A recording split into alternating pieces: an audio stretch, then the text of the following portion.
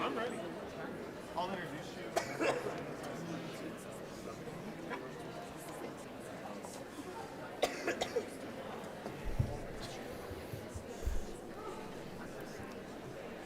All right, good evening. If you wouldn't mind, please stand as Ms. Carr and our orchestra play the national anthem.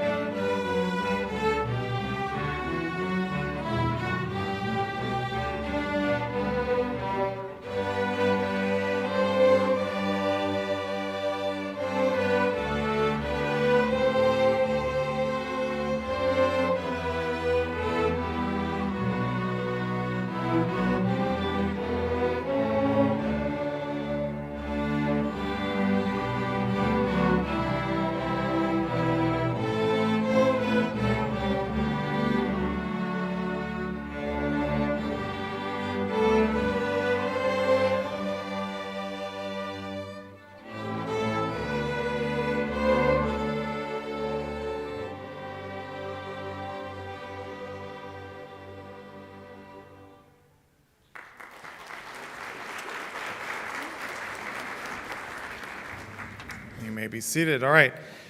Thank you to, as you heard coming in, Mr. Kane and our band.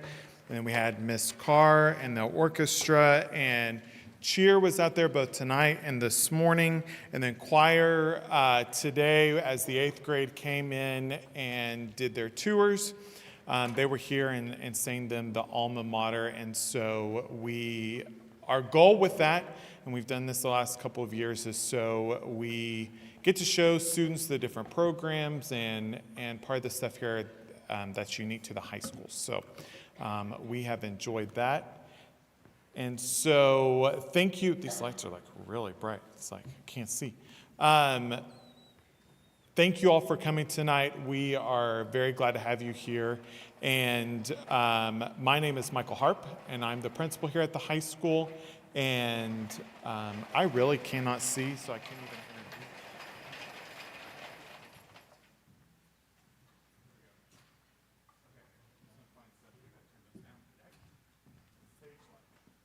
We are definitely not giving you a concert. We are definitely not giving you a concert. I can't see.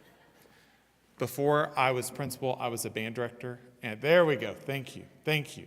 Thank you, Seth. I'm like, I know what those are, and we are not giving you a concert. I can tell you that right now. Okay.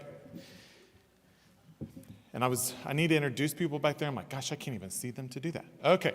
So I'm the principal, and we've already done that. Moving on. I'm like all sorts of. We have Miss Watson, and she is one of our 9 through 10 counselors. Last name's A through K. We have Miss Beckley next to her, assistant principal, 11 through 12. And we have Miss Dively right next to her, Sarah, who is another counselor for freshmen and sophomores, last name L through Z. And then Miss Brown, who is our Bruin Academy counselor. And here in a minute, she's going to talk to you about NCAA. And then we have Mr. Castile right here. And he is one of our assistant principals at the freshman and sophomore. And then Miss Lumley, who could not be here tonight. And I think that's it who's in here. The rest of them are out there. You can see their names up here. But who I definitely want you to put a name to a face to tonight is Miss Watson and Miss Dively and Mr. Castile right here, because as you start to think about freshman year and what that looks like, is that you will see these names come up and email them, talk to them.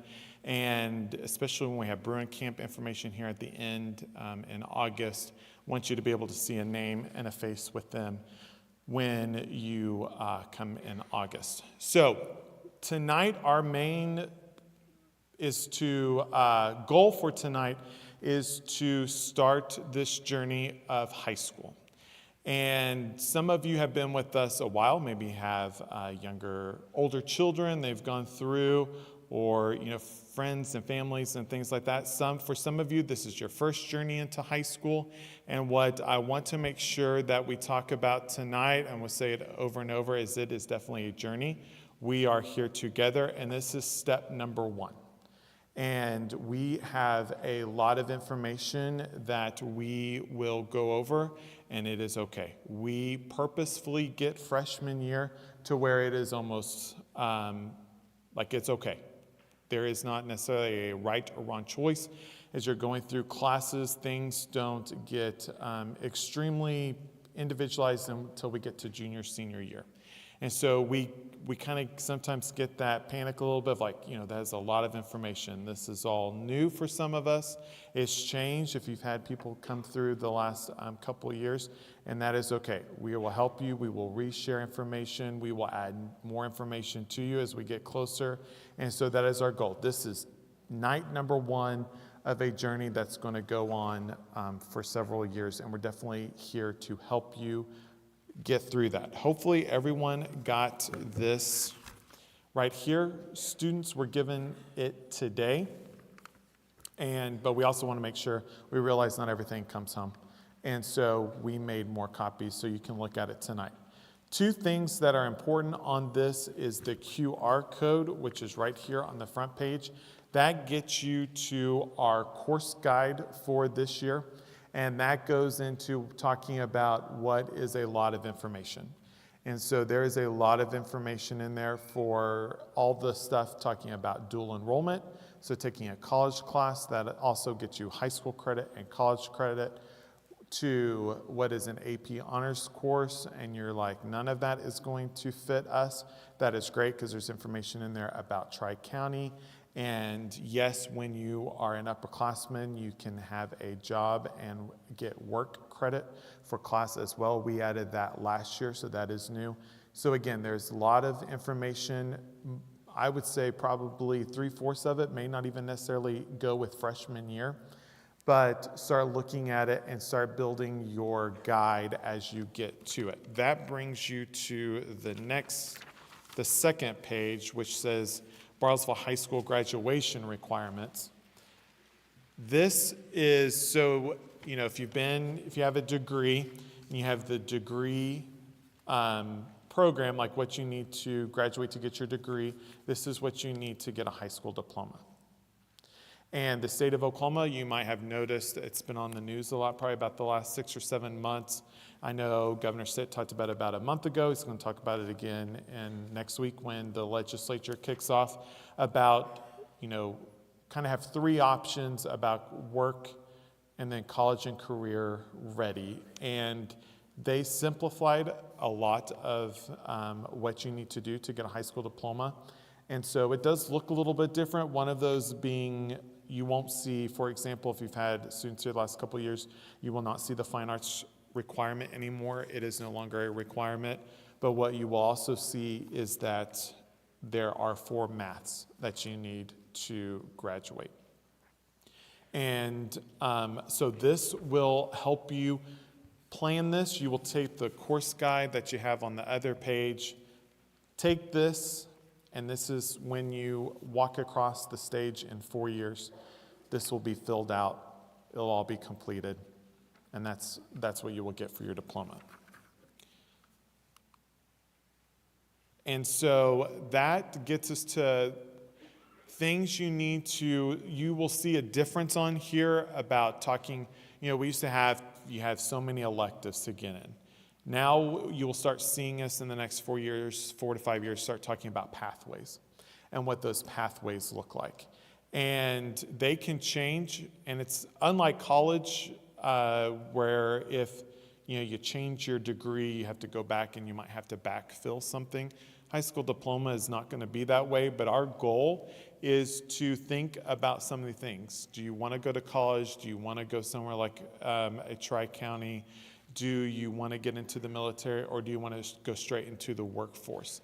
All 4 of those things are great, and everyone is going to fit into those differently, and that is okay.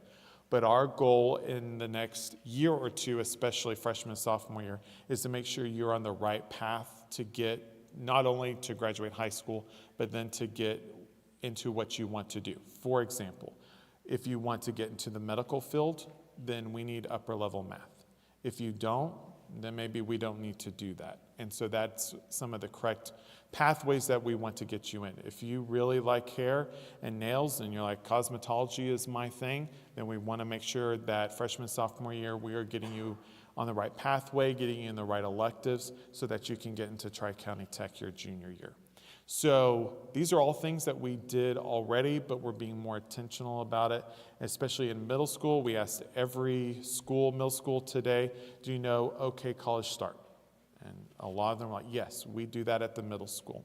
If you're not familiar with it, it is a program that we use for our ICAP, which is part of graduation requirements, and it has career readiness test in there that you can do.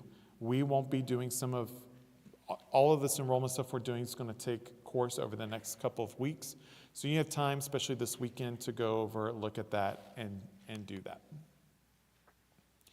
And so this is just kind of an overview. I think there's another screen in here I like better.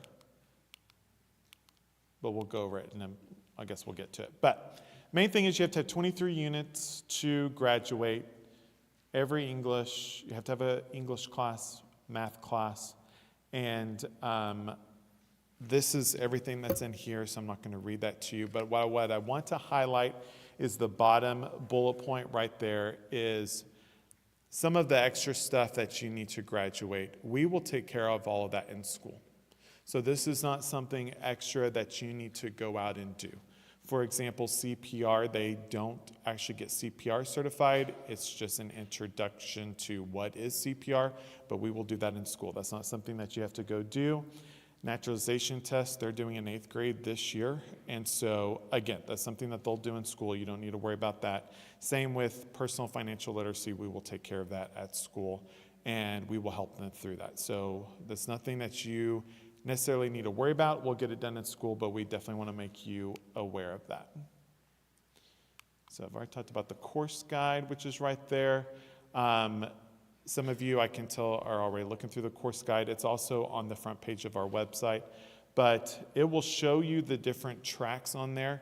And at the beginning of each section, so I'll keep using math as an example, it will give you the different flow charts of where, if I take Algebra 1 next year, that looks like geometry, Algebra 2, and then you'll get more options your senior year. So it will walk you through each one of those pathways. But again, if you have any questions about it, then we're definitely here to help answer those.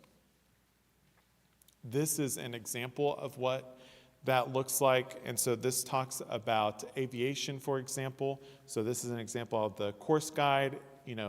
Aviation is a full year course, and it is for freshmen, has the course number, and each one will have a description of what it is, and that's in the course guide. So we've already talked about that. We're going to do that. And okay, so let's talk about selecting your courses.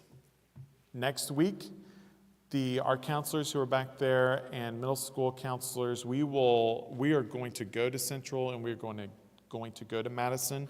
You are going to turn this page right here, the front page, back in. Please make sure it has your name on it to where we can read it. And you are going to put an X next to what you want to take. And the main conversation, so again, that's why I wanted to start off tonight with that. This is step one of the journey. We can change our mind. We are not locked into, okay, we might be ready to take pre-AP English, for example. But then freshman year, pre-AP English is not my thing, and we can make a change sophomore year. So I don't want you to think that we're making all of our pathway decisions this week. We're not. We have time to, life changes, you change your mind, and that is okay. We're definitely just here to start that and get that going. But for freshman year, a lot of these are already decided for you. Everyone's going to take English 9. Everyone's going to take a math. We're all going to take a biology. It's just either going to be biology 1 or pre-AP biology. We're all going to take Oklahoma history one semester, and then we get into our elective or our specific pathway. If you're interested in aviation, like a career in aviation, then we definitely want to make sure that we get into aviation at the beginning of it. But if that changes sophomore, junior year, and you're like, okay, I did a couple years, great class, that's not for me, then we can change in our pathway. We can't, oh gosh, I wish I would have done that my freshman year. Definitely try something if you are interested. Ag is the same way, okay? Get in it. If it's not your thing, then we can always change pathway down the road. And so that is another good thing about freshman year, is we lock in 4 or 5 right off the bat. And so it's pretty easy to get through that piece freshman year. Now, senior year, we take time on that. That's going to look a little bit different. And this is what I was looking for a little while ago. Again, it goes back to what I'm saying is that the first 4 are locked in, just deciding if I want to be in a traditional class or do pre-AP or AP, okay? And this right here is exactly what's on page number 1. You will just put an X right next to what you want to do, okay?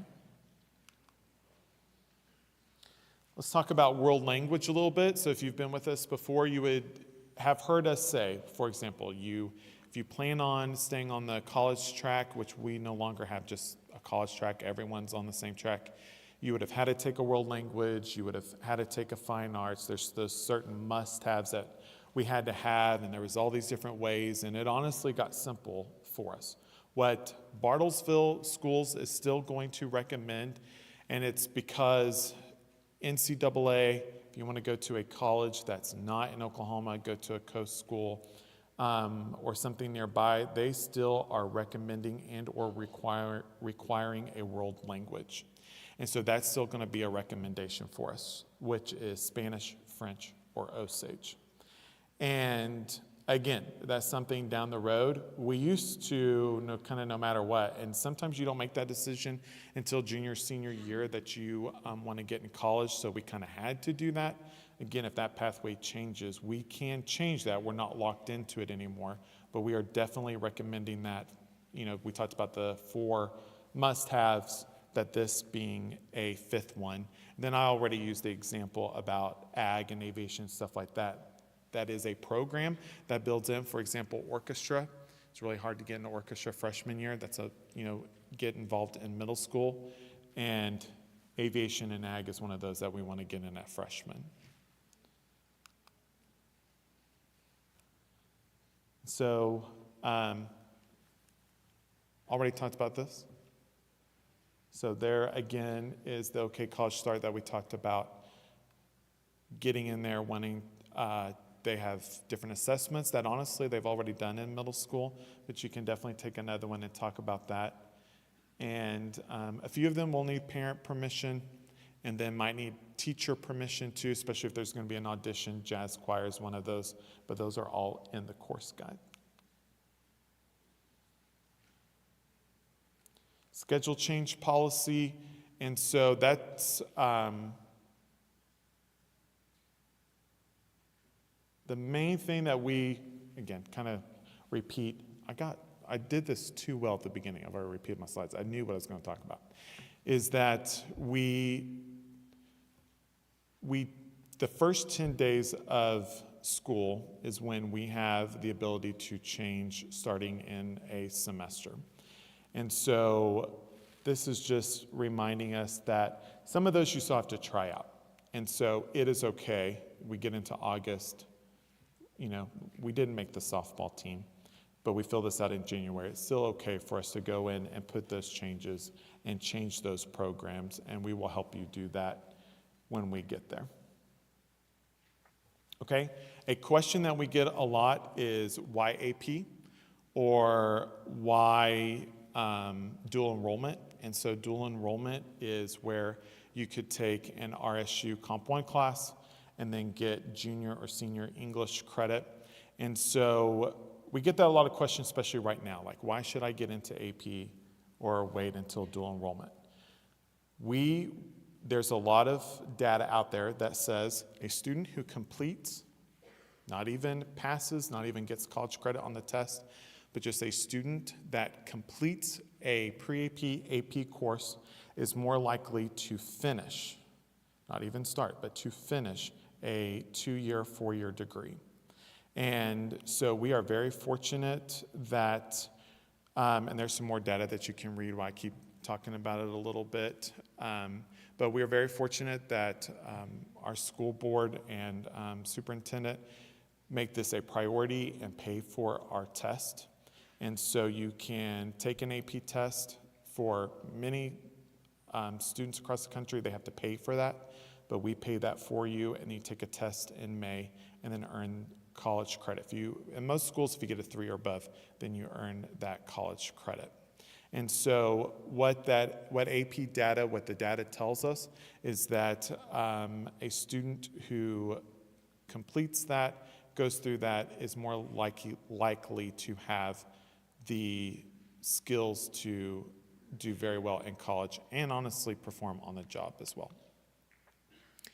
And so this is just some more data for the last couple years that we have, that we have had close to 200 students receive college credit just by taking our AP classes.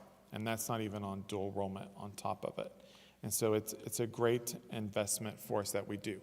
The other question is dual enrollment, which is still a great thing. And so we are lucky to have just local. We have OCWU, RSU, and then TCC. And we have great partnership with them. And again, it gets a little confusing, and this will be something that we'll just start rolling out. Keep talking to students. We'll have more information as we get closer to junior year especially. But we call it dual enrollment for a reason, that you are going to a college class, but also earning that high school credit as well. So you can take college U.S. history in one of those and meet the U.S. history high school requirement. You're dually enrolled in both. And so we would be happy to talk to you about that, especially in the next couple of years, but we want to make you aware of that now, especially as you're working through your 4-year, what that might look like. And so I think that's about it that I had. I think the biggest thing that, again, out in the Commons, we have about 35 tables set up. Several of our coaches are out there. Our different programs are out there. Some of our AP teachers are out there. And so the main thing that we wanted to get with you tonight is really just take that first step.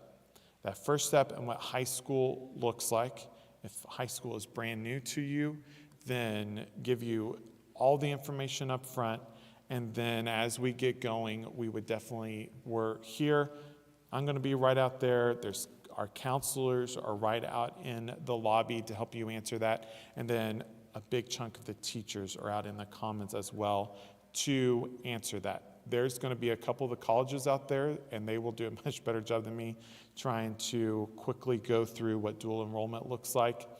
And there's also a company out there called Class 101. And it is something that's bigger in the larger cities and across the country. And what it is where it doesn't have anything to do with school, but where you as your family, you can hire them for tutoring, whether it's the ACT, PSAT, SAT, or let's say that, a Ivy League school is right now we have students at Stanford and Yale and Brown and Princeton.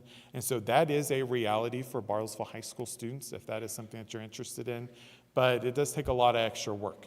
And so that has been something that has come up, and I've had different people ask me. They've had friends in the Tulsa area, but definitely in the Oklahoma City area that have this. And so we were able to reach out to them and have them here as well, if that's something that you're interested in, to visit with Catherine, who is out there as well. So again, this is step number 1.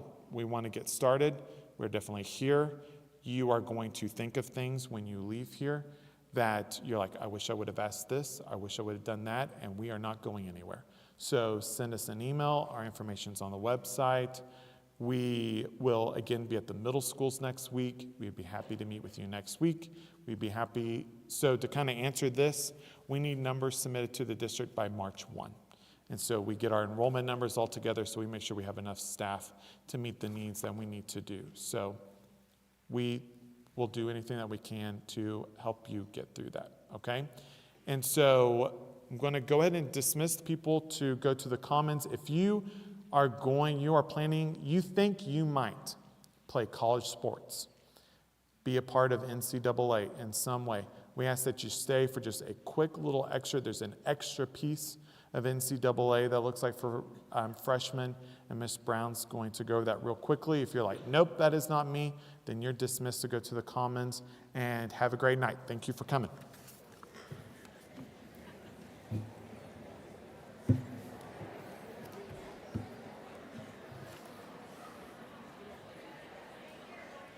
Sorry, Seth.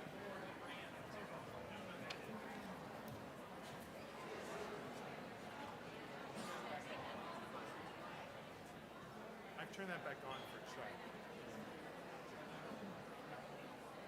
This one's on.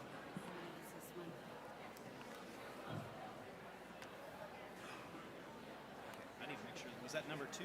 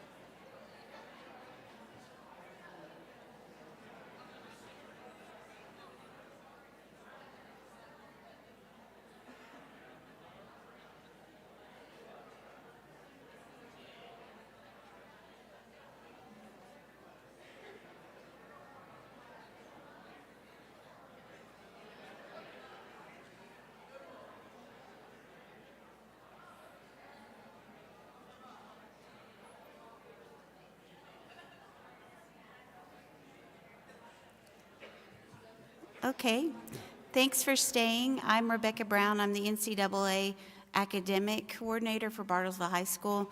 That means I have to keep up with our Blue Book and make sure our course descriptions are correct and submit updates to the NCAA each year as we change our courses. It's important if you're thinking you want to be a college athlete that you start thinking about it now, because you want to make sure that you take the right courses and get in the right plan. There are basically two bodies that govern college athletics. The NCAA has divisions 1, 2, and 3. Division 1 is what you think of when you watch the football championship a couple weeks ago. That's Division 1, and it goes all the way down to Division 3, which is the smaller schools, typically a lot of private schools. And then NAIA is a lot of smaller schools as well. So think Oklahoma Wesleyan here in town is NAIA. They both have eligibility centers you have to create accounts with.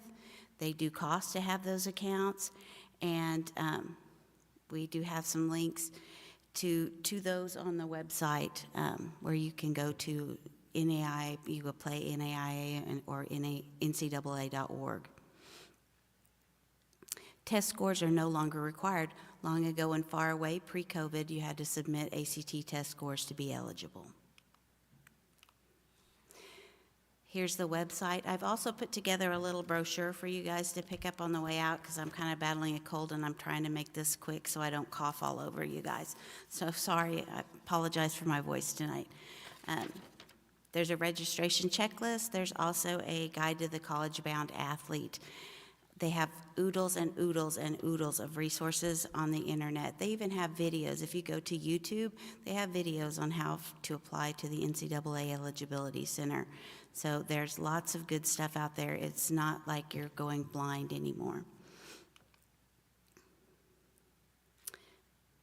Again, there are different levels. Division 1 and 2, you can get financial aid and athletic scholarships. Division 3 does not give athletic scholarships, but they can give academic aid that makes up for athletic scholarships.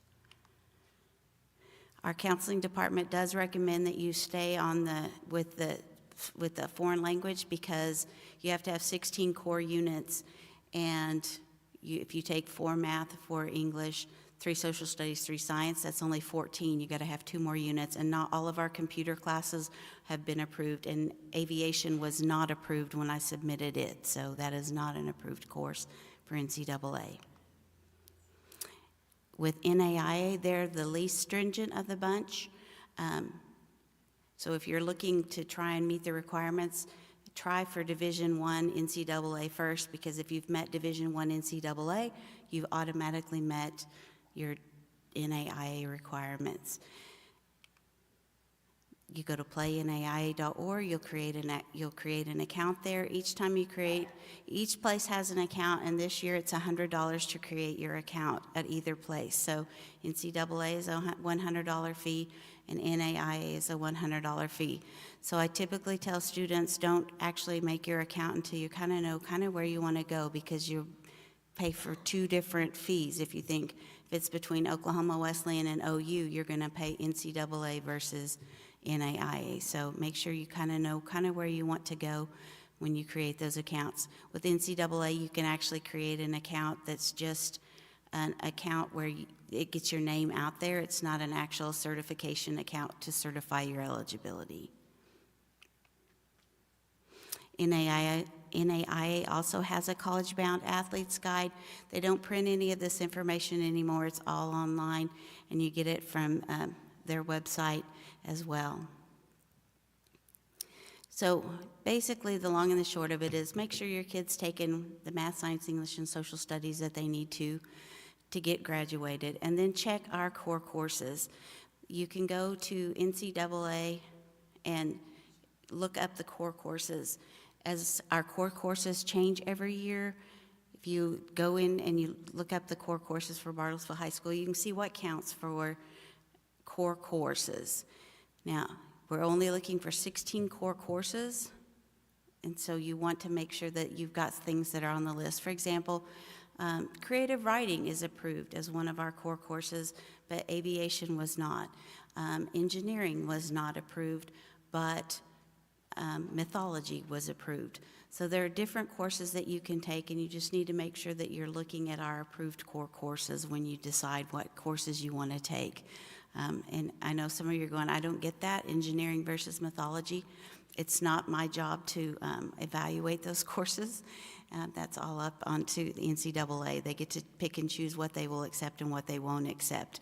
So just keep on top of that. It's a little bit simpler now that we have 14 core courses that are required. So it's a little bit easier for you you only have to pick up 2 extra units between now and the end of your senior year to be fully NCAA eligible. And like I said, that's the most stringent. That's the one that at this point in your pathway, you want to be working towards the most stringent pathway, because then you can lighten up as you get to your senior year. So again, I apologize for my voice tonight. I've been battling this cold. Hopefully you got a brochure. If you didn't, you can feel free to, we have some in the back. Mr. Hart is holding them up. So if you need to get one of those, please make sure you get one of those. It has the links in there for you as well, for you to see where to get your registration guides and your guides for the college-bound athlete. And thank you for your time tonight, and I'll let you guys go enjoy the fair.